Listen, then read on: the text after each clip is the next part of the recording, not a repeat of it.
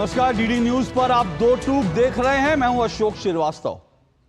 संविधान खतरे में है, यह नारा चुनावों में खूब सुनाई देता है, चुनावों के इतर भी सुनाई देता है, संविधान खतरे में है। लेकिन यह नारा वास्तव में इसमें कुछ दम है या फिर यह एक जुमला है? यह सवाल मैं इसलिए उठा रहा हूं क्योंकि चुनाव के बीच में हमने देखा था, चुनाव के जब दौर था तब यह कहा गया कि संविधान खतरे में है, इसलिए क्योंकि नरेंद्र मोदी अगर जीते तो फिर आरक्षण को हटा देंगे। नरेंद्र मोदी जीते, आरक्षण नहीं हटा, ना आरक्षण हटेगा। वैसे तो चुनाव के बीच में भी नरेंद्र मोदी ने कहा था कि खुद बाबा साहब भीमराव अंबेडकर आ जाएं, तब भी वो संविधान को खत्म नहीं कर सकते, आरक्षण यूं का यूं रहेगा, जब तक मैं जीवित हूं तब तक आरक्षण जो है इसी तरह से रहेगा। यह प्रधानमंत्री नरेंद्र मोदी ने भी कहा था। लेकिन विपक्ष ने जिस तरह से आरक्षण को लेकर के एक झूठ फैलाया, उसके कारण विपक्ष को चुनाव में खूब लाभ भी हुआ, खूब चुनावी फायदा भी हुआ विपक्ष को। लेकिन आज जब संविधान के सामने एक वास्तविक खतरा है, तो सवाल यह है कि जो संविधान के रक्षक होने का दावा करते हैं, जो जुमला बताते हैं, ये जुमला गढ़ते हैं कि हम संविधान के रक्षक हैं, जो कभी लाल डायरी कभी नीली डायरी लेकर कस्में खाते हैं संविधान बचाने की, आज जब संविधान के सामने एक असली खतरा है, तो देश जानना चाह रहा है कि ये संविधान के कथित रक्षक आखिर कहां हैं। पूरा मामला क्या है ये मैं आपको समझाता हूं। जैसे मैंने कहा कि एक हवा बनाया गया था, संविधान खतरे में है आरक्षण के नाम पर, लेकिन वो हवा था, एक झूठ था, एक फेक नैरेटिव था।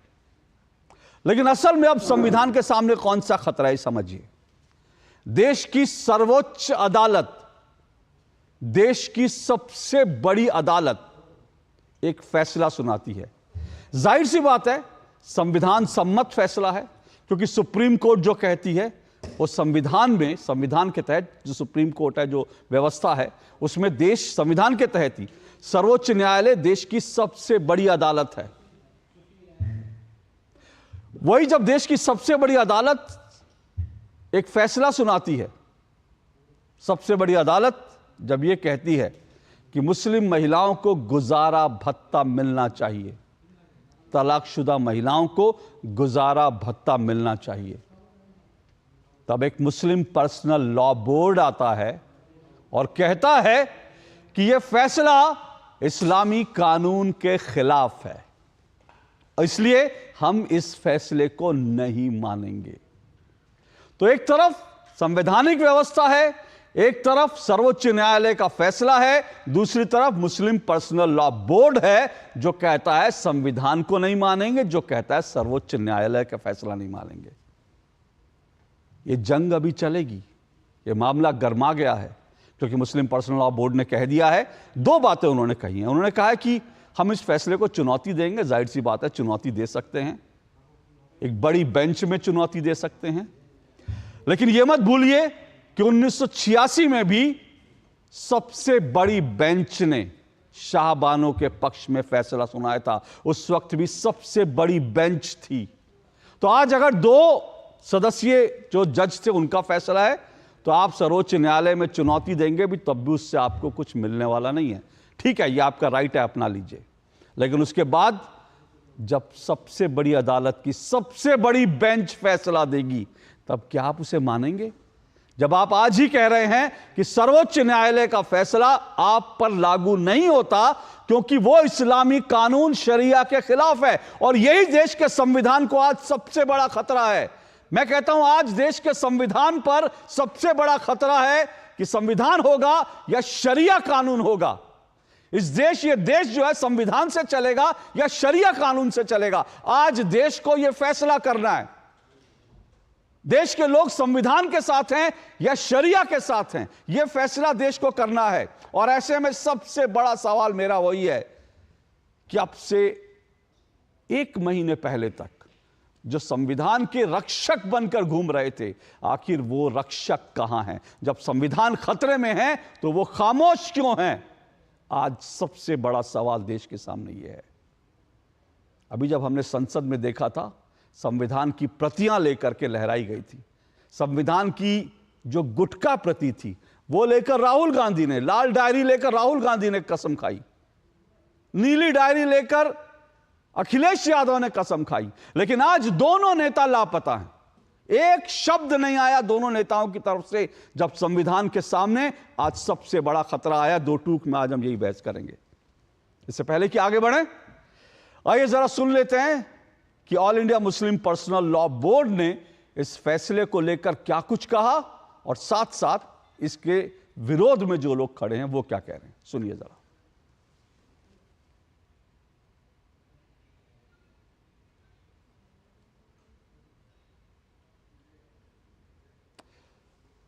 तो ये कहानी जो है, ये जो पूरी कहानी है आज दो टूक की, वो शरिया बनाम संविधान की है। और फिर मैं कह रही हूं शरिया बनाम संविधान की लड़ाई है। और इसीलिए मैं कह रहा हूं कि ये शरिया एक तरफ है, संविधान एक तरफ है। और सबसे बड़ा सवाल कि जब ये संविधान और शरिया के बीच जंग है तो फिर संविधान के रक्षक कहां हैं, ये सवाल आज जानना जरूरी है। चलिए सुनते हैं इसको लेकर क्या कुछ कहा जा रहा है।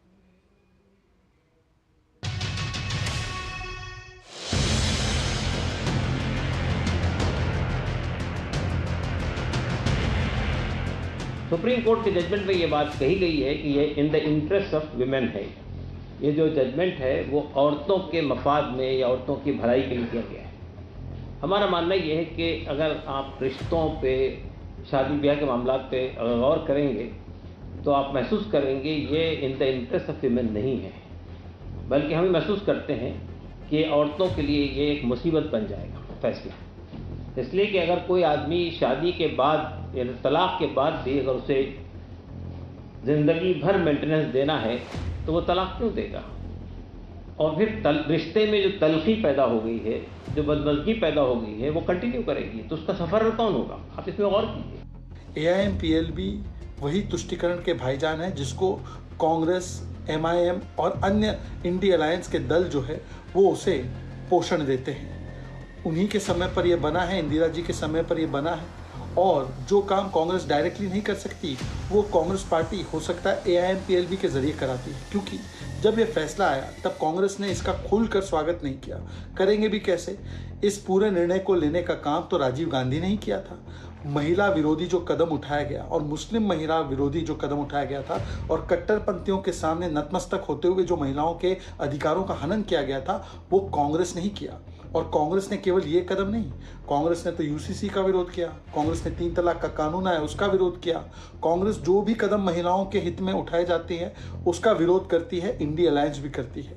और जहां पर वो डायरेक्टली नहीं कर सकती है, हो सकता है कि वो AIMPLB से करवाती है, क्योंकि ये दोनों एक ही थाली के चट्टे बट्टे हैं। ऐसा नहीं है कि सुप्रीम कोर्ट में सारे ही ऑर्डर सही होते हैं, और ऐसा नहीं है कि सुप्रीम का कोई ऑर्डर चैलेंजेबल नहीं होता, और ऐसा ही नहीं है कि सुप्रीम कोर्ट के ऑर्डर पास होने के बाद उसमें फिर दोबारा करेक्शन का चांस नहीं होता। संविधान और शरीयत में टकराव पैदा करने की किसी को कोशिश नहीं करनी चाहिए। मुल्क जो है वो संविधान से चलेगा, मजहब आप शरीयत से चलाइए, इसमें कहीं कोई टकराव नहीं, कोई बिखराव नहीं, कोई विरोधाभास नहीं है। लेकिन कुछ लोगों की आदत है कि वो हर सुधार पर, हर संवैधानिक सुधार पर सांप्रदायिक वार करने की कोशिश करते हैं, और उसकी कोशिश के पीछे उनकी मकसद और मंशा होती है मुस्लिम महिलाओं की तरक्की और तालीम पर तालिबानी ताला जड़ो। तो मुझे लगता है इस तरह के जो सोच है उससे उन्हें बाहर निकलना चाहिए। तो ये आपने सुना किस तरह से इस पूरे मसले पर all India Muslim Personal Law board कह रहा है। वो कह रहा है कि संविधान ने, वो कह रहा है कि सुप्रीम कोर्ट ने दरअसल जो शरिया कानून है वो उसका उल्लंघन किया है। सोचिए, सुप्रीम कोर्ट शरिया कानून का उल्लंघन कर रहा है, ये all India Muslim Personal Law board कह रहा है। इसका मतलब सुप्रीम कोर्ट से बड़ी जो है वो शरिया अदालत है, ये all India Muslim Personal Law board कह रहा है। और मैं आपको सिर्फ 2 बाइट सुनवा रहा हूं। चुनाव के बीच में, जब चुनाव थे, तब प्रधानमंत्री नरेंद्र मोदी और अमित शाह ने बार बार ये बात कही थी, जो संविधान के रक्षक बन रहे हैं उन्होंने बार बार ये बात कही थी कि दरअसल कांग्रेस और पूरा जो इंडी गठबंधन है वो संविधान को नहीं, वो शरिया कानून को तवज्जो देता है। ये बात प्रधानमंत्री नरेंद्र मोदी और अमित शाह ने चुनाव के बीच कही थी, एक बार सुन लीजिए ताकि आपको रिकॉल हो। जो उन्होंने तब कहा था वो देश आज देख रहा है। सुनिए जरा।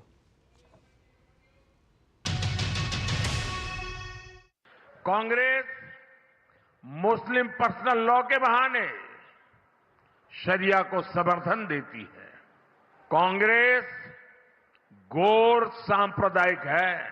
कांग्रेस ने अपने घोषणा पत्र में अपीसमेंट की उनकी पुरानी आदत को फिर से एक बार रिपीट किया है। कांग्रेस के घोषणा पत्र में पर्सनल लॉ को हम आगे बढ़ाएंगे ये बात की है। मैं राहुल गांधी जी को पूछना चाहता हूं, पर्सनल लॉ को आप आगे बढ़ाएंगे तो क्या ये देश अब शरिया के आधार पर चलेगा? तो गृह मंत्री अमित शाह ने चुनाव के बीच ये सवाल पूछा था राहुल गांधी से, क्या यह देश शरिया के आधार पर चलेगा। और आज जब देश में एक वर्ग चाहता है कि उनके फैसले शरिया के आधार पर हो, तो राहुल गांधी सो कॉल्ड संविधान के रक्षक पूरी तस्वीर में कहीं नहीं है। दो टूक में आज हम इसी पर चर्चा करेंगे, लेकिन राहुल गांधी की भी बात होगी, पर साथ साथ आज के मेहमानों का जिक्र करो उससे पहले आपको यह बता दूं, आज मेरे साथ एक खाली कुर्सी भी है, क्योंकि वो खाली कुर्सी जो है वो संविधान के एक और रक्षक के प्रतिनिधि की है। मेरे साथ जो खाली कुर्सी देख रहे हैं आप, समाजवादी पार्टी के लिए थी।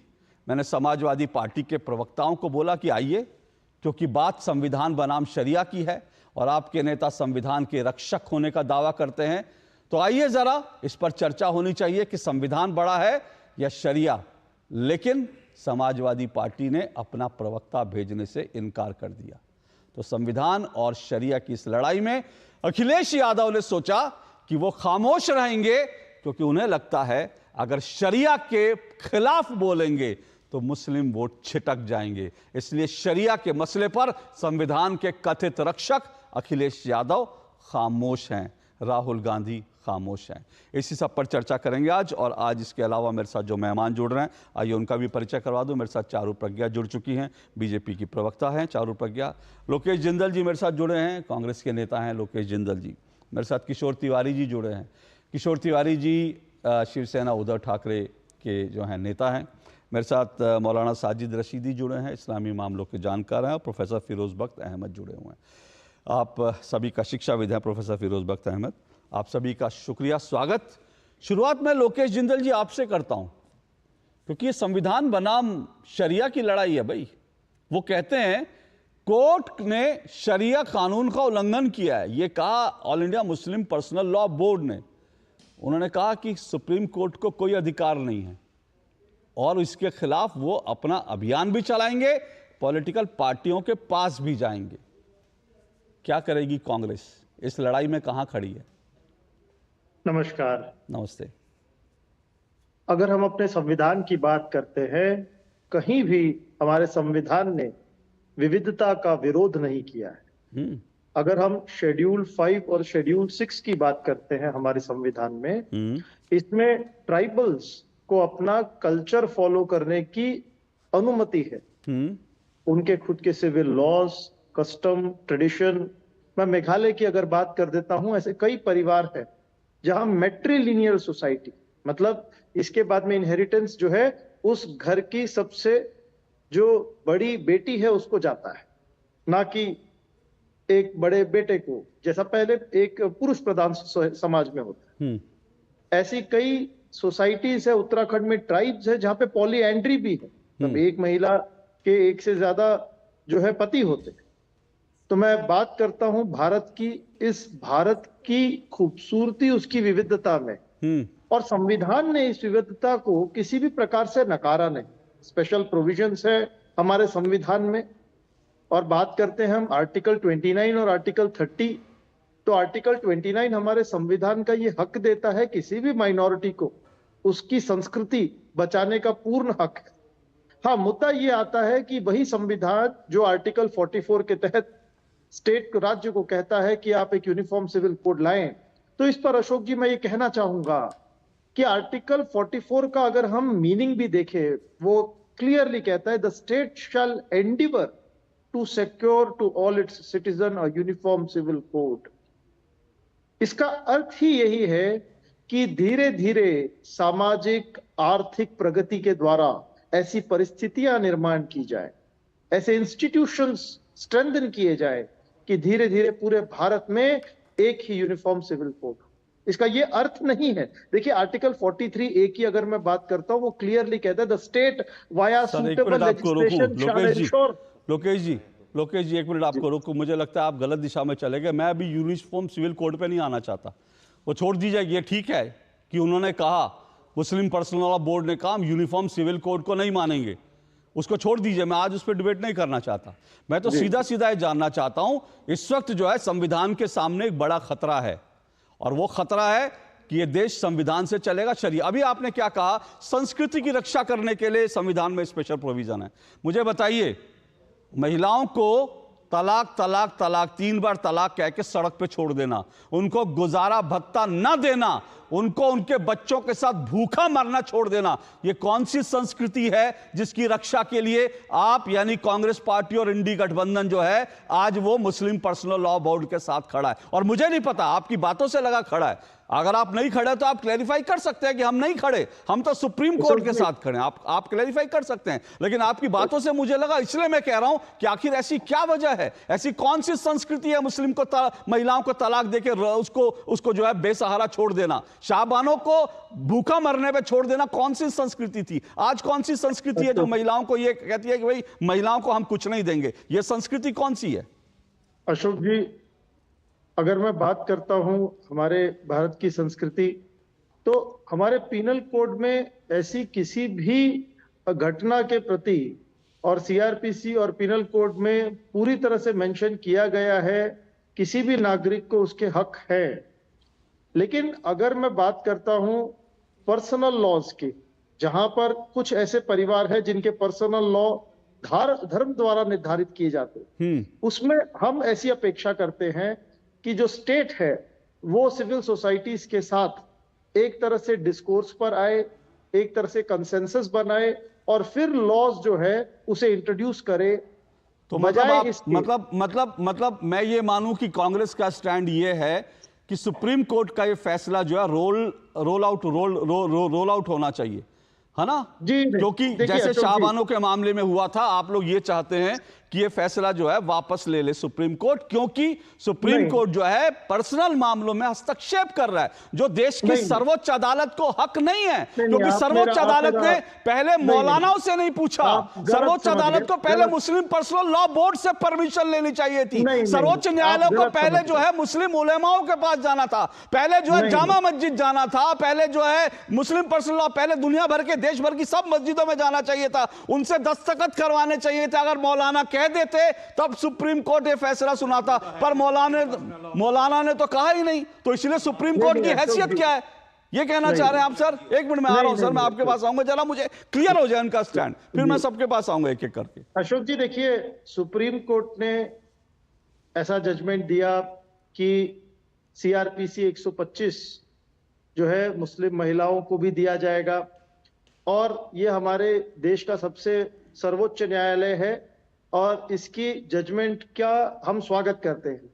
लेकिन ये बात हमें समझनी होगी कि न्याय बनाना, कानून बनाना, ये सुप्रीम कोर्ट का काम नहीं है, ये संसद का काम है। Very good, very good, okay sir, मैं समझ गया। अब सुनिए, अब मैं बताता हूं, आपने बिल्कुल सही कहा, और मैं आपको एक चीज से बता देता हूं, और उसके बाद मेरे दर्शकों को यह तस्वीर दूध के दूध और पानी की तरह साफ हो जाएगी। अब मैं आपको एक चीज बताने जा रहा हूं, बहुत इंपॉर्टेंट बात सुनिएगा। मुस्लिम पर्सनल लॉ बोर्ड ने एक बात और कही है, क्या कहा है वो सुनिएगा। अभी जो लोकेश जिंदल जी ने कहा उससे आप जोड़ लीजिए और आपको स्पष्ट हो जाएगा। मुस्लिम पर्सनल लॉ बोर्ड ने यह भी कहा कि वो सर्वोच्च न्यायालय के अदालत के फैसले को बदलने के लिए अपना प्रतिनिधि मंडल लेकर सभी पार्टियों के पास जाएंगे। और मुस्लिम पर्सनल लॉ बोर्ड ने यह भी कहा कि उन्हें राहुल गांधी और अखिलेश यादव से बहुत उम्मीदें हैं, क्योंकि इंडी गठबंधन को इन चुनावों में मुसलमानों ने भरपूर वोट दिया है। अब कहानी जो है वो बिल्कुल शीशे की तरह साफ है। इंडी गठबंधन को खूब भरपूर वोट दिया है। इसलिए मुस्लिम पर्सनल लॉ बोर्ड मानता है, जैसे राजीव गांधी ने 1986 में सर्वोच्च न्यायालय के फैसले को, सर्वोच्च न्यायालय की सबसे बड़ी पीठ के फैसले को चीथड़े चीथड़े करके उड़ा दिया था। आज मुस्लिम पर्सनल लॉ बोर्ड यह चाहता है कि राहुल गांधी और अखिलेश यादव उनके साथ आए और सुप्रीम कोर्ट के इस फैसले को चीथड़े चीथड़े करके उड़ा दिया जाए। किशोर तिवारी जी, आप भी मुस्लिम पर्सनल लॉ बोर्ड के जब उसकी टीम आएगी तो आप भी, उम्मीद है, क्योंकि वोट तो आप लोगों को भी खूब मिले हैं, तो उम्मीद है आप भी इसको लेकर के सर्वोच्च न्यायालय के फैसले के विरोध में खड़े होंगे, क्योंकि वोट तो आपको भी भरपूर मिले हैं मुसलमानों के। नहीं, अभी मैं बताता हूं, लोकेश के मुंह में इतना तुमने डाला, इतना डाला। सर मैंने क्यों डाला सर? मैं कौन था डालने वाला? लोकेश जी खुद बोल रहे थे। और प्रवक्ता से ज्यादा एंकर ही बोल जाए तो क्या डिबेट होगी यार। मैं बताता हूं सर, अब आपने अच्छा पॉइंट दिया। अब एक मिनट मेरी बात सुन लीजिए। फिर मैं, जब प्रवक्ता गोल गोल बात करते हैं ना, तो एंकर की जिम्मे, एंकर सिर्फ इसलिए नहीं होता कि हाँ जी आप बोल दीजिए, आप बोल दीजिए। मैं इस बात के बिल्कुल खिलाफ हूं। और ये जो एंकर्स का कॉन्सेप्ट निकला ना कि प्रवक्ता, एक प्रवक्ता बोल दे, दूसरा प्रवक्ता बोल दे, और दोनों मिलकर के एक लड्डू बना दे, और उस लड्डू को एंकर भी ऐसे उछाले और चुनाव और प्रोग्राम खत्म हो गए। एक मिनट सर, एक मिनट, प्रोग्राम खत्म हो, लड्डू खा के निकल ले, वो मैं उस तरह का, एक मिनट मुझे दीजिए, मैं उस तरह के एंकर नहीं हूं। अगर आप गोल गोल बात करेंगे तो मैं उस गोल गोल को खोलूंगा, क्योंकि मेरी जिम्मेदारी है। आज देश ये समझना चाहता है कि जब संविधान बनाम शरिया जो है आमने सामने है, दोनों के बीच टकराव हो रहा है, तो कांग्रेस पार्टी कहां खड़ी है? और बाला साहब, हिंदू हृदय सम्राट बाला साहब ठाकरे के बेटे उद्धव ठाकरे की पार्टी कहां खड़ी है? आज आप भी रोल, मुझे मालूम है अभी आप भी जलेबियां बनाएंगे, मैं आपकी जलेबी को भी सीधा करूंगा। बोलिए अब आप। देखो अशोक जी, मेरे को मेरा पक्ष रखने देना। बोलिए। क्योंकि आपने बीजेपी का बता दिया, मोदी शाह का भी बता दिया। मैं आपको बोलता हूं, भारत देश के अंदर संविधान ये सर्वोच्च है, वो अंतिम है। और मुस्लिम पर्सनल लॉ बोर्ड ने भी वही कहा कि वो सुप्रीम कोर्ट के अंदर जाएंगे, क्योंकि उनको लगता है कि शरिया कानून के अंदर ये इंक्रोचमेंट है। और मैं भी मुस्लिम पर्सनल लॉ बोर्ड का जो रिव्यू पिटीशन है, जो फुल बेंच के पास जाएगा, उसके डिसीजन की राह देखूंगा ओपिनियन देने के पहले। लेकिन मैं एक बात बता देता हूं, शिवसेना समान नागरिक कायदे के पुरस्कृता है और हम संविधान को सर्वोच्च मानते। इसके बावजूद भी मैं उन मुस्लिम महिलाओं के साथ हूं जो मदद के हकदार है। तो मैं चाहता हूं कि मुस्लिम पर्सनल लॉ बोर्ड रिव्यू कर ले, उसके बाद निर्णय हो। लेकिन इस संविधान ने मुस्लिम पर्सनल लॉ बोर्ड हो या मुस्लिम हिंदू लॉज हो, जैसे हिंदू लॉ के अंदर वर्बल पार्टीशन अलाउ है और बहुत कुछ है, और हिंदू लॉ के लिए भी बाबा साहब ने बहुत कुछ छोड़ा है। और जैसे अधिकार प्रॉपर्टी का, शादी का, ये सब कुछ चीजें हैं। लेकिन धर्म और राज्य धर्म, इसमें फर्क होना चाहिए। और आपने मुझे बोला बाला साहेब ठाकरे का आपको बहुत प्रेम याद आ गया, जिसके लड़के की सरकार आपने गिरा दी थी। हम क्लियर है, हम कॉमन मिनिमम प्रोग्राम में ही इनके साथ है, इंडिया अलायंस के साथ। और जहां भी संविधान का सवाल आएगा तो संविधान सर्वोच्च रहे, ये स्टैंड हमारा क्लियर है। और इसके अंदर इंक्रोचमेंट। ओके किशोर जी, एक छोटा सा सवाल आपको लगता है, एक छोटा सा सवाल, फिर चारू जी इस पर रिस्पॉन्ड भी करेंगी। और आपने बहुत अच्छी से अपनी बात स्पष्ट कर दी। तो आपने लड्डू इतना नहीं बनाया, इसलिए मैं चुप रहा। लोकेश जी लड्डू बना रहे थे, तो मुझे लोकेश जी के लड्डू को जो है बताना पड़ा, इस लड्डू के अंदर कितना जो है खोया मिला है, कितना जो है बाकी जो है वो सब मुझे बताना पड़ा, समझाना पड़ा। आपने लड्डू नहीं बनाया, अच्छी बात है। बस आपसे एक सवाल और छोटा सा, उम्मीद है उस पर भी लड्डू नहीं बनाएंगे। 1986 में जो राहुल गांधी ने सुप्रीम कोर्ट का फैसला बदला था, उस वक्त पूरी फुल बेंच थी वो। अभी ठीक है, फुल बेंच जाने का रास्ता खुला है, वो जाएंगे, उसमें मुझे कोई एतराज नहीं। अगर फुल बेंच उस पर कोई फैसला देगा वो अलग विषय है। लेकिन उस वक्त 1986 में फुल बेंच का फैसला था। आपको लगता है उस वक्त राजीव गांधी ने सही किया था या गलत किया था? नहीं, मैं इतिहास को लेके नहीं चलता हूं, मैं सामने बात करता हूं। अरे सर, अगर मुस्लिम पर्सनल लॉ मुस्लिम पर्सनल लॉ बोर्ड अगर फुल बेंच के पास जाएगा और फुल बेंच भी इसको अपहेल्ड ही करेगा, तो मैं ये केंद्र सरकार क्या निर्णय लेती है ये मैं देखूंगा। लेकिन मैं महिलाओं के अधिकारों का पक्षधर हूं और सरकार इसमें पर्यायी व्यवस्था लाए, ये भी बात का मैं पक्षधर हूं। ठीक है। लेकिन लोगों की धर्म की आस्था, इसको भी इज्जत रखनी चाहिए, ऐसा मुझे लगता है। हाँ, धार्मिक आस्था की कौन इज्जत नहीं रखता? आप जैसे मर्जी पूजा करें, जैसे मर्जी करें, वो सब उसमें धार्मिक आस्था आपकी अपनी जगह है, जैसे मर्जी अपने सब वो उसमें कोई दिक्कत नहीं है। लेकिन आप धार्मिक आस्था के नाम पर किसी एक पक्ष का उसका उत्पीड़न नहीं कर सकते। चारों पर आप रिस्पॉन्ड कीजिए दोनों, वो उसका, फिर मैं उसके बाद साजिद रशीदी आपको और मैं फिरोज बख्श जी आप दोनों से बात करूंगा। लेकिन पहले एक बार मुझे पॉलिटिकल पार्टी को, क्योंकि मैं फिर कह रहा हूं इस्लाम जो all India Muslim Personal Law board ने साफ साफ कहा कि उनको इंडी गठबंधन से उम्मीद है और वो सभी पार्टियों के पास अपना प्रतिनिधिमंडल लेकर जाएंगे। चारू जी आपके पास भी शायद आएंगे वो अपना प्रतिनिधिमंडल लेकर, आप लोग क्या करेंगे? नमस्ते अशोक जी। देखिए, इंडी गठबंधन से इसीलिए उम्मीद है क्योंकि इंडी गठबंधन हमेशा से अपने हर एक रवैये में सेलेक्टिव रहा है। वो सेलेक्टिव है संविधान को लेके, वो सेलेक्टिव है सेक्युलरिज्म को लेके, वो सेलेक्टिव है डेमोक्रेसी को लेके, और अब वो सेलेक्टिव हो गए हैं शरिया को लेके। क्योंकि महिलाओं के लिए तो शरिया है, लेकिन पुरुषों के लिए उनको संविधान चाहिए। क्रिमिनल लॉज के लिए उनको संविधान चाहिए, लेकिन पर्सनल लॉज के लिए उनको शरिया चाहिए। ये कहाँ की बराबरी की बात है? ये कहाँ की इक्वालिटी की बात है? और आप इक्वालिटी की बात कर कैसे सकते हैं जब आप अपने देश में, पहले तो अपने आप को माइनॉरिटी मत कहिए, आप इस देश की सेकेंड लार्जेस्ट मेजॉरिटी है। इस देश की जनसंख्या करीब करीब 150 करोड़ की है और उसमें से 1/4 संख्या आपकी है। तो आप माइनॉरिटी नहीं है, आप इस देश की दूसरी सबसे बड़ी जनसंख्या है। और अपना कंपैरिजन, अपनी तुलना ट्राइबल्स के साथ करना बहुत अनफेयर रहेगा, क्योंकि उनकी जो संख्या है वो मिनिस्क्यूल है, वो एक फ्रैक्शनल संख्या है, बहुत छोटी संख्या है। तो जब हम उनके लॉज एंड कस्टम्स को प्रिजर्व करने की बात करते हैं, आप अपनी तुलना उनके साथ मत करिएगा। मुझे समस्या इसी बात से है, कुछ ऐसा लगता है कि जितना सिस्टम चलता आ रहा है ना अशोक जी, ये महिलाओं के खिलाफ है। देखिए, तलाक बिद्दत, ट्रिपल तलाक किसको दिया जाता था? महिलाओं को। उसके बाद बिना मेंटेनेंस, बिना इनहेरिटेंस के किसको छोड़ा जाता है? महिलाओं को। आज अगर सुप्रीम कोर्ट इस बारे में बात कर रही है तो ये पहली बार नहीं हुआ। ये pretty much the same order was passed in the Shah Bano case. Shah Bano के केस में ये सेम ही चीज हुई थी, फर्क बस तब में और अब में ये है कि अब कांग्रेस की सरकार नहीं है। सुप्रीम कोर्ट के एक अच्छे जजमेंट सवाल का जवाब नहीं दिया।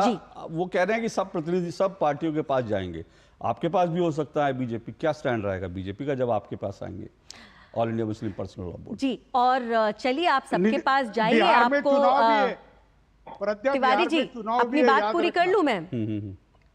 तिवारी जी अपनी बात पूरी कर लूं? तिवारी जी याद दिला रहे हैं कि बिहार में चुनाव है, तो इसलिए जैसे वो चुनाव के मौके पर खामोश रहे, वैसे आपको भी सलाह दे रहे हैं वो बड़ा अपना आपके भाई होने के नाते कि आप भी खामोश रहिए, मुस्लिम वोट छिटक जाएगा। समझिए, अभी खामोशी रखिए। भारतीय जनता पार्टी ने जब भी कोई बात करी है डंके की चोट पे करी है और कभी वापस पीछे पलटे नहीं। हम चाहे यूनिफॉर्म सिविल कोड की बात करें, हम चाहे ट्रिपल तलाक को अबॉलिश करने की बात करें, उत्तराखंड में यूसीसी को इंट्रोड्यूस करने की बात करें, और आज जो सुप्रीम कोर्ट का फैसला आया है उसको अपहोल्ड करने की बात करें। हम एक वो पार्टी हैं जो शिक्षा में विश्वास रखती है। हम वो पार्टी हैं जो कहते हैं कि समाज के हर वर्ग को सशक्त करा जाए। अरे जिन बच्चियों की, महिलाओं की आप बात करते हैं, जिनको अब तक आपको चलता था सड़क पे छोड़ देना, अब तक रूल क्या होता था अशोक जी? शरिया लॉ के हिसाब से कितना कन्वीनियंस का स्टैंड ले रखा था, मैं आपको बताती हूं। पहले तो 3 महीने तक देंगे एलिमनी, उसके बाद छोड़ देंगे। भाई 3 महीने के बाद क्या होगा? आप समाज के उस वर्ग से आते हैं जहां अब तक आपकी महिलाएं बहुत ज्यादा पढ़ी लिखी नहीं होती, एक बहुत छोटा सा फ्रैक्शन होता है महिलाओं का जो पढ़ा लिखा होता है। तो आपको परवाह नहीं, आपको चिंता नहीं। और अगर आप 3 महीने का खर्चा उठा रहे हैं तो तब भी आपकी बीवी है और उसके बाद नहीं रही, पता नहीं किस तरीके की इलॉजिकल सी बातें करते आ रहे हैं। देखिए, मेरा मानना केवल एक है, इस देश में पैदा होने वाली हर एक बच्ची, हर एक महिला को सामान्य अधिकार मिलने चाहिए। हमारा देश संविधान से चलेगा, हमारा देश शरिया से नहीं चलेगा। शरिया से चल रहा होता तो आज जितने लोग मुस्लिम पर्सनल लॉ की बात कर रहे हैं वो ये भी कह रहे होते कि चोरी करने पर हाथ कटा लीजिए और रेप करने के ऊपर चौराहे पे फांसी लगा लीजिए। ओके, वैसे तो शरिया कानून में ये भी है, शरिया के हिसाब से जो है, जितनी मेरी जानकारी है। बाकी तो मैं साजिद रशीदी जी और फिरोज बख्श साहब के पास आऊँगा कि आपको बैंक का, आपको कोई भी ब्याज नहीं लेना, बैंक में तो पैसा भी नहीं रखना। अब पता नहीं साजिद जी का और जो है फिरोज बख्श जी का बैंक अकाउंट है कि वो नहीं है, मुझे नहीं मालूम, लेकिन वो इस पर आऊँगा। और मुझे छोटा सा ब्रेक लेना, ब्रेक के बाद इन दोनों मेहमानों के पास विशेष रूप से, क्योंकि इस्लामी कानून की बात हो रही है, तो मुझे लगता है इन दो मेहमानों से बेहतर कौन हो सकता है। तो इस ब्रेक के बाद MDH का किचन किंग किचन में हो तो हम सब कुछ बना सकते हैं। बैंगन का भरता, आलू गोभी, भिंडी मसाला और भी बहुत कुछ। MDH। अरे क्या हो गया, पूरा का पूरा गांव यहाँ आ गया। भैया, इसी हाथ से चारा खिलाते हो, तभी तो आपके गाय भैंसों की ब्याज सबसे ज्यादा है। पगले, ये चमत्कार इस हाथ का नहीं, हाथ में जो कपिला पशु आहार है उसका है, जो पशुओं की सेहत अच्छी रखता है और ब्याज भी बढ़ाता है। कपिला, देश का नंबर 1 पशु आहार। बात जब पीढ़ियों के लिए बनने वाले घर की हो तो जिम्मेदारी बड़ी हो जाती है। गैलेंट समझता है ये जिम्मेदारी। अब डबल एम रिब्स के साथ गैलेंट एडवांस TMT रीबार, निर्माण का रियल हीरो। फूल वाला, केटरिंग वाला, बैंड वाला, ये लो भाई। बैंड बजेगी पापा, अगर गड़बड़ हुई तो गए पैसे। अरे नहीं रे, बैंक संभाल लेगा। कैसे? मैंने पॉजिटिव पे सिस्टम पे रजिस्टर किया है। बैंक को चेक्स और बेनिफिशियरीज की जानकारी दे दी है। बैंक चेक करेगा, जांच करेगा, डिटेल्स मैच नहीं तो क्लियरेंस नहीं। अच्छा, लाइए मुझे दीजिए। फोटो वाला, लाइट वाला, मंडप वाला। RBI कहता है जानकार बनिए, सतर्क रहिए। बिल्कुल सही कह रहे हैं। चुटकुला समझ नहीं आया? समझ तो ये नहीं आता कि खेत धान का या खरपतवार का। तो इसमें समझना क्या है दोस्त, ले आओ धान के खरपतवारों का स्पेशलिस्ट ग्रीन लेबल। IIL के ट्रैक्टर ब्रांड का ग्रीन लेबल, धान के खरपतवारों का स्पेशलिस्ट। गोल्डी छोले मसाले, जहाँ जाए रिश्ते बनाए, जहाँ जाए रिश्ते बनाए, गोल्डी मसाले। दो टुक आप देख रहे हैं और दो टुक में आज हम चर्चा कर रहे हैं संविधान या शरिया, क्योंकि सुप्रीम कोर्ट ने एक फैसला सुनाया था, संविधान सम्मत फैसला, और वो महिलाओं के हक में सुनाया था, मुस्लिम महिलाओं के हक में सुनाया था कि तलाक के बाद मुस्लिम महिलाओं को गुजारा भत्ते का अधिकार है। ऐसा 1986 में भी सुप्रीम कोर्ट ने किया था, लेकिन तब जो है ये देश में राजीव गांधी की सरकार थी, 400 से ज़्यादा का बहुमत था, लेकिन मुस्लिम उलेमाओं और कट्टरपंथियों के सामने राजीव गांधी ने घुटने टेक दिए, सुप्रीम कोर्ट के फैसले को चिंदी चिंदी करके हवा में उड़ा दिया।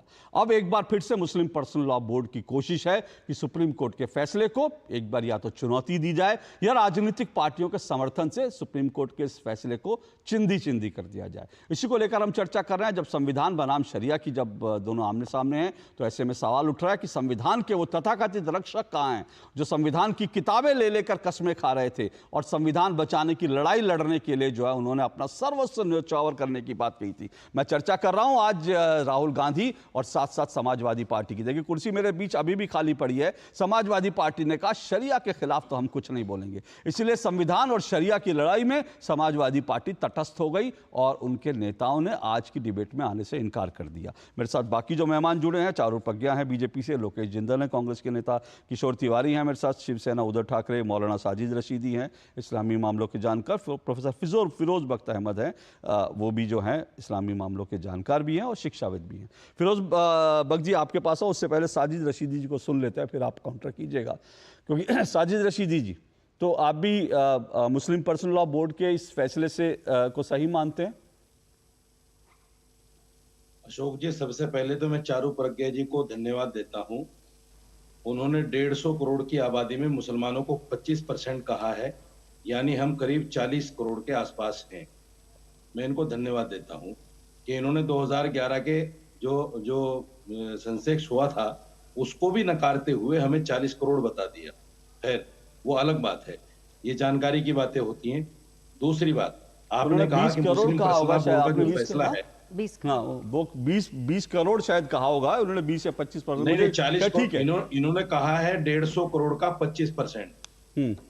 150 करोड़ का 25% 40 करोड़ से भी ज्यादा है। अच्छा चलिए, मैंने तो 40 ही कहा है। खैर बहरहाल, ऑफिशियली तो वो अलग बात 25-30 ही है। देखिए, ओके, जहां तक इस प्रश्न की बात है जिस पर आप डिबेट कर रहे हैं, श्रीवास्तव जी आप अच्छी तरह समझ लीजिए, संविधान ने मुस्लिम पर्सनल लॉज में 3 चीजों को छूट दी है सिर्फ। उन 3 चीजों में निकाह, तलाक और वरासत, ये 3 चीजें हैं जो संविधान ने मुस्लिम पर्सनल लॉज को कहा है कि आप अपनी शरीयत के हिसाब से इन तीनों चीजों को कर सकते हो। संविधान ने बाकायदा इसकी अनुमति दी है।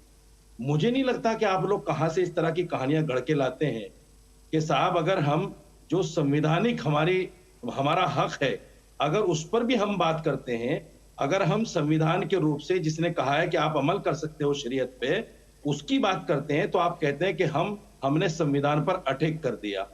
और दूसरी बात, बड़ा आश्चर्य होता है आप जैसे लोगों के मुंह से ये बात सुनते हुए कि अगर बीजेपी के अलावा कोई आदमी संविधान की बात करता है तो वो तथाकथित हो जाता है, चाहे वो राहुल गांधी हो, चाहे वो अखिलेश यादव हो या अन्य पार्टी के कोई भी सदस्य हो, वो तथाकथित है, वो कोई संविधान को रक्षक करने वाला नहीं है, वो सिर्फ झूठी बातें करने वाले हैं। सिर्फ अगर संविधान को रक्षा कर सकती है तो बीजेपी कर सकती है, नरेंद्र मोदी जी कर सकते हैं, अमित शाह जी कर सकते हैं, इसके अलावा कोई संविधान को रक्षा नहीं कर सकता।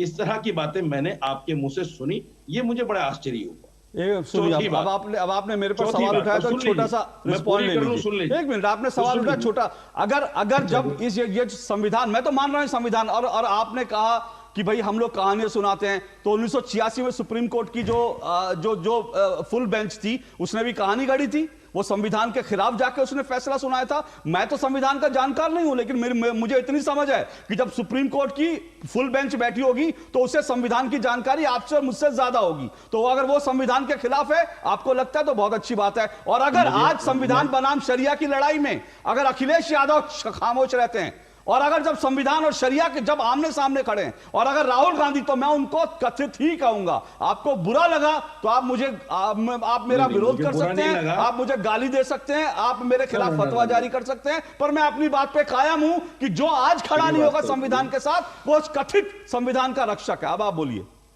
श्रीवास्तव जी, मुझे बिल्कुल बुरा नहीं लगा, क्योंकि मुझे यही उम्मीद आपसे थी और वही आपने किया, मुझे क्यों बुरा लगा? चलिए अच्छी बात है, मैं आपकी उम्मीदों पर खरा उतरा और मैं आपको भरोसा देता हूं साजिद रशीदी जी, भविष्य में भी मैं हर बार आपकी उम्मीदों पर खरा उतरूंगा, क्योंकि मैं देश के लाखों करोड़ लोगों की उम्मीदों पर खरा उतरता हूं, इसलिए आपकी उम्मीद पर भी खरा उतरूंगा, निश्चित रहिए। आगे की सुनिए, अब आगे सुनाइए। मैंने आपसे कहा है कि संविधान ने हमें सिर्फ 3 चीजों को शरीयत के मुताबिक करने की इजाजत दी है, आप फिर भी उसको संविधान के मुकाबले में लाके खड़ा कर रहे हैं। अब मुझे एक बात बताइए साहब, चलिए मैं इसी बात पे चालू जी, मुझे अब एक चीज का जवाब दीजिए। 1986 में क्या सुप्रीम कोर्ट का फैसला गलत था? कह दीजिए हाँ। साहब वो गलत था, जब भी तो वापस हुआ। वो वापस किसने लिया? कोर्ट ने लिया क्या? वो संवैधानिक तरीके से वो क्या फैसला कोर्ट ने वापस लिया? देखिए सर, मुझे बताइए, आप कहिए वो पांचों जज देश के संविधान को नहीं जानते थे। बोलिए अभी। मुझे एक भी लफ्ज आप बोलने नहीं दे रहे हैं। सर, मैं तो आपसे सीधा सवाल कर रहा हूं, आप सीधा जवाब दीजिए। मैंने आप अभी 2.5 मिनट बोले, मैंने आपको नहीं रोका। आपने मुझ पर हमला किया, मुझ पर बीजेपी की बात करी। मैं आपसे सिर्फ ये पूछ रहा हूं, 1986 में क्या सुप्रीम कोर्ट का 5 जजों का फैसला संविधान के खिलाफ था? क्या उन 5 जजों को देश के संविधान की जानकारी नहीं थी? आपसे ज्यादा आप ज्यादा जानते हो उन 5 जजों से संविधान को? मुझे इसका जवाब दीजिए। मुझे ये बताइए, अभी जो पर्सनल लॉ बोर्ड ने कहा है बड़ी बेंच के पास जाएंगे, क्या उनको जानकारी नहीं होगी? बिल्कुल, उसका तो कोई विरोध ही नहीं कर सकता, वो बिल्कुल संविधान सम्मत है। आराम से बगैर किसी पर आरोप लगाए, वो बिल्कुल संविधान सम्मत है। शरीयत को बिला वजह कोसने के आप देख लीजिए बड़ी बेंच क्या फैसला देती है। तो ठीक है, आप ये कहिए बड़ी बेंच फैसला देगी, हम उसके साथ खड़े हैं। आप ये कहिए मैं आपके साथ खड़ा हूं। को संविधान के खिलाफ बताने की कोशिश कर रहे हैं, तो आप सर, मैंने तो आपसे सिंपल सवाल पूछा था, संविधान के खिलाफ बता रहे हैं। अरे मैंने तो आपसे सिंपल सवाल पूछा था, अभी आप कह रहे हैं सर्वोच्च न्यायालय, अभी आप कह रहे हैं अभी आप ये भी नहीं कह रहे कि सर्वोच्च अदालत ने 1986 में जो फैसला दिया था वो गलत या सही था, आप उस पर नहीं बोल रहे। आप कह रहे सर्वोच्च, ठीक है, अगर हायर बेंच के पास जाएगा, हायर बेंच जो फैसला देगी, मैं ना उसके खिलाफ बोलने की मेरी हैसियत तो नहीं है, लेकिन मैं जानता हूं अगर यही फैसला रहा तो आप उस सर्वोच्च न्यायालय के खिलाफ भी बोलेंगे। फिरोज बख्श जी, लेकिन वो कह रहे हैं कि भाई संविधान की जानकारी उन्हें जो है। देखिए, आप मेरे भाई हैं, आप अमाइद हैं, अकाबिर हैं, आलिम हैं, मैं इज्जत करता हूं आपकी।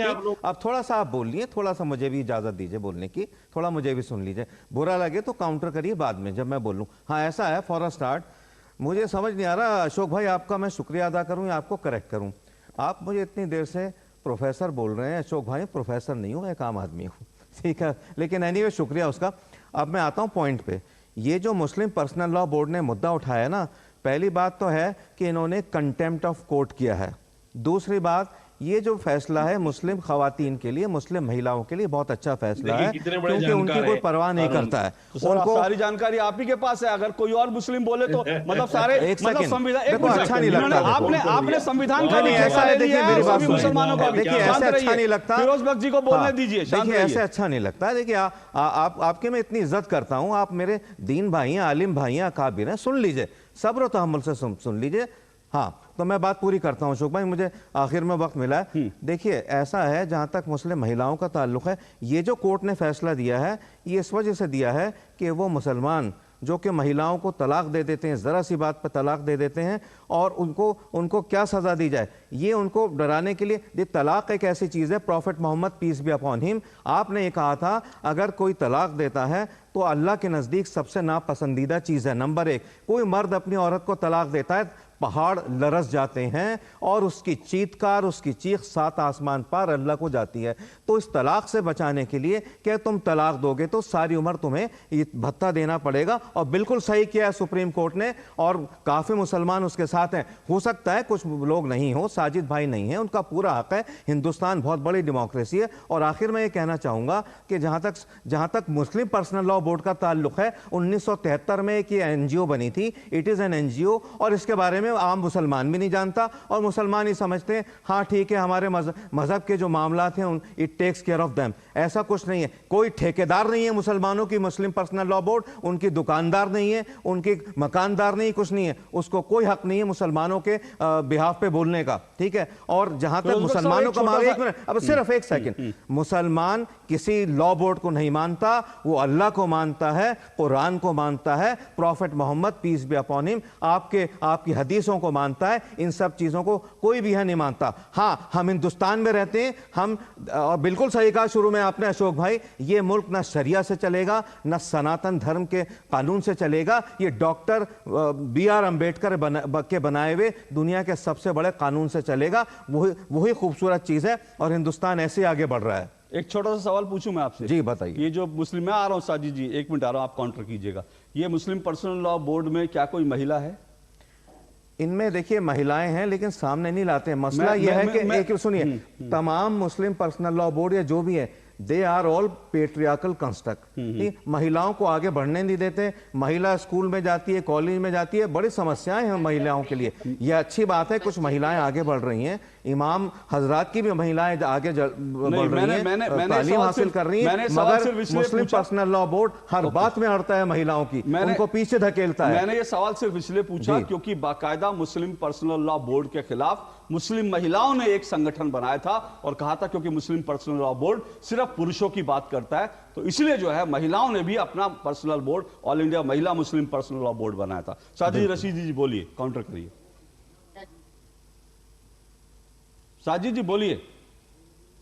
देखिए, फिरोज भाई को शायद जानकारी नहीं है, मुस्लिम पर्सनल लॉ बोर्ड में 5 सदस्य महिलाएं, 5, और वो सारे के मगर सारे आगे नहीं लाते ना, मैंने पहले ही कह दिया। मुस्लिम पर्सनल लॉ बोर्ड के इस फैसले के साथ, नंबर 1। दूसरी बात, इन्होंने सही कहा कि मुस्लिम पर्सनल लॉ बोर्ड जो है एक NGO है, मैं भी मानता हूं।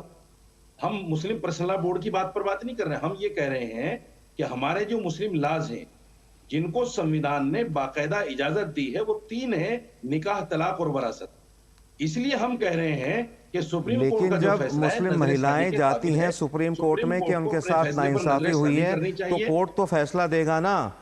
अभी तो आप मुझे नसीहत कर रहे थे, देखिए मेरी बात सुनिए, कानून से ज्यादा इंसान की अहमियत होती है, ठीक है। जब मंदिर मस्जिद का मामला चल रहा था, मैं तो कहता था मंदिर भी ले लो, मस्जिद भी ले लो, इंसान के लहू से मगर अब न खेलो। इंसान ज्यादा इंपॉर्टेंट है। मुस्लिम महिलाएं बहुत इंपॉर्टेंट, साजिद भाई, हमारे घर भी महिलाएं हैं, आप भी बेटियों के बाप हैं, हम भी बेटियों के बाप हैं। सुनिए सर, मैं इस्लामी शरीयत ने, सुनिए सर, मैं एक ही बात, एक मिनट साजिद जी आपने ये बात तीसरी बार रिपीट की है, इसलिए मैं तीसरी बार आपसे सवाल पूछ रहा हूं। क्या संविधान की जानकारी आपको ज्यादा है? ये जो 5 बेंच थी, फुल बेंच, आज ये छोड़ दीजिए, ये 2 बेंच, क्योंकि अभी फुल बेंच में जाना है, तो इसीलिए हम उसका इंतजार कर लेते हैं। लेकिन सीधा सवाल आपसे, वो जो 5 जजों ने 1986 में फैसला सुनाया था, क्या उनको संविधान की जानकारी नहीं थी, जो जानकारी आप दे रहे हैं? मैं इतना जानता हूं कि 3 चीजों में संविधान ने हमें इजाजत दी है। आज चौथी बार रिपीट कर रहे हैं, इसलिए चौथी बार आपसे सवाल पूछता हूं, क्या वो जो 5 जज थे जिन्होंने 1986 में फैसला सुनाया, आप उनसे ज्यादा संविधान जानते हैं? 5वीं बार पूछ रहा हूं, क्योंकि आपने 5वीं बार एक बात को रिपीट किया है। बिल्कुल उनसे ज्यादा जानता हूं। आप उनसे ज्यादा जानते हैं। देखिए, ओके, चलिए, देखिए, okay, thank you sir, thank you sir. देखिए, मौलाना साजिद रशीदी का दावा है कि सुप्रीम कोर्ट के जज संविधान नहीं जानते। अरे इस देश के मौलाना कट्टरपंथी मुस्लिम पर्सनल लॉ बोर्ड कंटेम्प्ट हो गया, वो संविधान को जानता है। संविधान तो उनकी मुट्ठी में है, उनको संविधान की ज्यादा समझ है।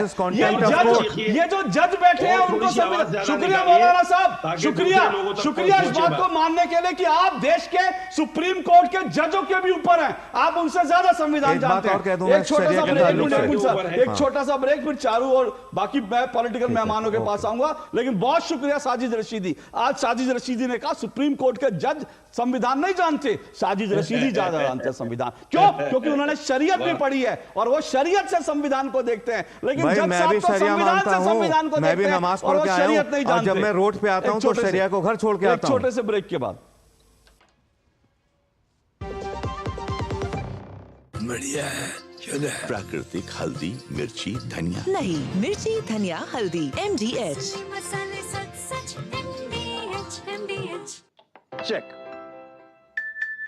जाना पड़ेगा। अरे गेम छोड़ के 1 महीना हो गया कंप्लेंट किए हुए, बैंक रिफंड ही नहीं कर रहा है। कंप्लेंट करनी है। अरे बैठिए यहीं से कर लीजिए आरबीआई के ऑम्बुड्समैन को। कैसे? आरबीआई अधिकृत बैंक, एनबीएफसी या डिजिटल लेन देन के जितने भी प्लेटफॉर्म्स हैं, उनकी शिकायत आप कर सकते हैं घर बैठे बैठे आरबीआई के CMS पोर्टल पर। ये हो गया चेकमेट। कंप्लेंट करेंगे क्या? आरबीआई कहता है जानकार बनिए, सतर्क रहिए। बात जब पीढ़ियों के लिए बनने वाले घर की हो तो जिम्मेदारी बड़ी हो जाती है। गैलेंट समझता है ये जिम्मेदारी। अब डबल M रिब्स के साथ गैलेंट एडवांस TMT रीबार, निर्माण का रियल हीरो। गोल्डी छोले मसाले, जहाँ जाए रिश्ते बनाए। जहाँ जाए रिश्ते बनाए, गोल्डी मसाले। चलिए, दो टूक आप देख रहे हैं, संविधान और शरिया आमने सामने है, क्योंकि संविधान के तहत देश के सर्वोच्च न्यायालय ने एक फैसला दिया, लेकिन मुस्लिम पर्सनल लॉ बोर्ड कह रहा है कि दरअसल संविधान देश जो सुप्रीम कोर्ट है उसे शरिया कानून की जानकारी नहीं है और शरिया कानून हमारे लिए पहले। और मौलाना साजिद रशीदी ने भी कह दिया कि दरअसल जजों को जानकारी नहीं है संविधान की, वो जानते हैं और ये फैसला गलत है। लोकेश जिंदल जी, तुरंत हाँ, देखिए आ रहा हूँ लोकेश जी, हाँ संविधान ये आ रहा हूँ लोकेश जी, एक मिनट आ रहा हूँ, 1 मिनट, उनकी एक छोटी सी टिप्पणी 30 सेकंड में। मैं अभी ईशा की नमाज पढ़ के आ रहा हूँ, लेकिन घर छोड़ के आता हूँ, रोड पे आता हूँ, डीडी के इसमें इतने बड़े स्टूडियो में आता हूँ, तो मैं एक हिंदुस्तानी के तौर पे रहता हूँ, ठीक है। एक बात और कह दूं, फातिमा बीवी बहुत बड़ी जज थी, वो हिजाब लगाती थी, बुर्का ओढ़ती थी, कोर्ट पे जाती थी, सीट ऑफ जजमेंट पे बैठती थी लोकेश भाई, तो अपना हिजाब हटा देती थी। This is law. हम संविधान वाले लोग हैं, हम शरिया सनातन धर्म वाले नहीं हैं, हम कानून को फॉलो करते हैं, and that's why India is a great nation. Okay Lokesh ji बोलिए। लोकेश जी, तो फिर अब मामला तो क्लियर हो गया कि सुप्रीम कोर्ट को तो चुनौती दी जाएगी और चुनौती देने में मैं इसमें मुझे कोई एतराज नहीं है और वो जो फैसला होगा सबके साथ रहेगा। बोलिए। और प्रियंका से कहिए लड़की हूँ, लड़ूंगी, लड़े वो मुस्लिम महिलाओं के लिए आके सामने। उनको कहने दीजिए। हाँ लोकेश जी। अशोक जी, बात आ जाती है न्याय की, हक की, तो इसमें सुप्रीम कोर्ट ने अपने निर्णय लिए भी हैं और ऐसे कई निर्णय भी है जिसे सुप्रीम कोर्ट ने रिव्यू किया है, ठीक है। और मुस्लिम पर्सनल लॉ बोर्ड का हक है वो जाकर एक रिव्यू पिटीशन दाखिल कर सकता है। जरा लगाता हूँ ये मुद्दे को जो है संसद में लाया जा सकता है, इस पर चर्चा की जा सकती है और कानून द्वारा जो भी निर्णय लिया जाए उसे प्रत्येक नागरिक को एक्सेप्ट करना चाहिए, यही संविधान। अगर आप संविधान की परिभाषा ये कहते हैं कि किसी एक संस्था ने अगर कोई डिक्टेट जारी कर दिया वो सब पर लागू होता है, भले ही एक समुदाय को स्वीकार हो या ना हो, तो इसे संविधान नहीं कहते, इसे तानाशाही कहते। संविधान तो कहता है कि प्रत्येक मुद्दे के ऊपर चर्चा होनी चाहिए संसद में और प्रत्येक मुद्दे आपने भी कॉन्टेम्प्ट ऑफ कोर्ट कर दिया होनी चाहिए और किसी भी प्रकार का ऐसा कानून जो किसी वर्ग को अगर एक्सेप्टेबल नहीं है उस पर थोपा नहीं जाना चाहिए। इसीलिए संविधान ने ऐसे कई विशेष प्रावधान दिए हैं। मैं फिर रिपीट करता हूं, शेड्यूल 5, शेड्यूल 6 ऐसे ट्राइबल्स को प्रावधान दिए हैं, माइनॉरिटीज को प्रावधान दिए हैं। आप लोग ये तो बात है ही, ये तो कांग्रेस का पूरा घोषणा पत्र था और ये बात सही है कि अगर आप सत्ता में आते तो आप कह देते 20 करोड़ जो मुसलमान हैं उनके लिए तो कोई संविधान है ही नहीं, उनके लिए सिर्फ शरिया चलेगा। वो तो आप लोगों ने अपने घोषणा पत्र में कहा था। आप वही बात कह रहे हैं। मुझे कांग्रेस से यही उम्मीद थी। नहीं अशोक जी, आप बातों को देखिए। आपने कहा मैं लड्डू बना के दे रहा हूं, लेकिन मेरे लड्डू का जो मेवा है जलेबी शुद्ध है और खरा है। लेकिन आप जो खिचड़ी बना रहे हो उस खिचड़ी के अंदर खिचड़ी पेट के लिए बहुत अच्छी होती है। आप जो लड्डू बना रहे हैं ना वो इस देश के संविधान के लिए बहुत खतरनाक है। हमारे खिचड़ी पेट के लिए बहुत अच्छी होती है, आप जो लड्डू बना रहे हैं इस देश के संविधान के लिए बहुत खतरनाक है। आपकी खिचड़ी जो बन रही है वो बेस्वाद है और उसका कोई भी तर्क नहीं। कैसा बेस्वाद? इंडी गठबंधन की जैसी खिचड़ी है।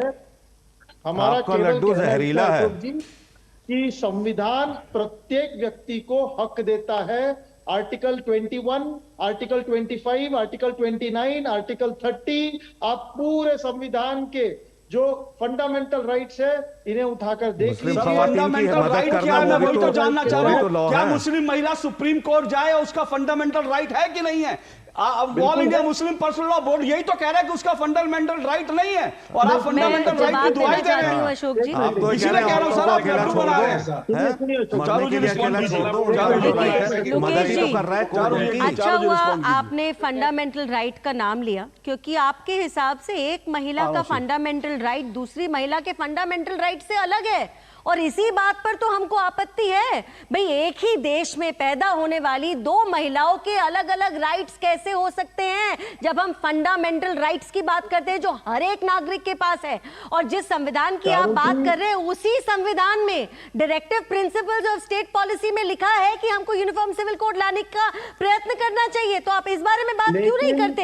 आप कितने सेलेक्टिव हो सकते हैं? लोकेश जी, मेरे आपसे दो सवाल हैं और कार्यक्रम के शुरुआत में मैंने यही दो सवाल पूछे थे। लोकेश जी, स्पष्टता से कहा है कि फंडामेंटल राइट्स और डीपीएसपी दोनों के बीच में बैलेंस होना चाहिए। सर, सुप्रीम कोर्ट ने कहा है कि मुसलमानों को गुजारा भत्ता मिलना चाहिए। सुप्रीम कोर्ट ने, आप सुप्रीम कोर्ट को इधर उधर मत घुमाइए। सुप्रीम कोर्ट ने कहा है महिलाओं को गुजारा भत्ता मिलना चाहिए और आप लोग उसका विरोध कर रहे हैं। यही आप लोगों की तानाशाही मानसिकता दिखाता है। यही दिखाता है कि आप लोग देश के संविधान और सुप्रीम कोर्ट के खिलाफ है। लोकेश जी, एक सिंपल आपसे सवाल है। एक मिनट अशोक जी, मेरा लोकेश जी से एक सवाल है। पूरे समय लोकेश जी मेरे ऊपर बोल रहे हैं, अब आप मेरी बात का जवाब दीजिए। आपका फंडामेंटल राइट आपके पड़ोस में रहने वाले पुरुष के फंडामेंटल राइट से अलग नहीं है, तो महिलाओं का फंडामेंटल राइट अलग अलग कैसे हो सकता है? और आप इस बात को बार बार कैसे दोहरा सकते हैं? इस बात का जवाब दीजिए। ओके किशोर जी, 30 सेकंड जल्दी से। किशोर जी सिर्फ, और किसी की आवाज नहीं, सिर्फ किशोर जी।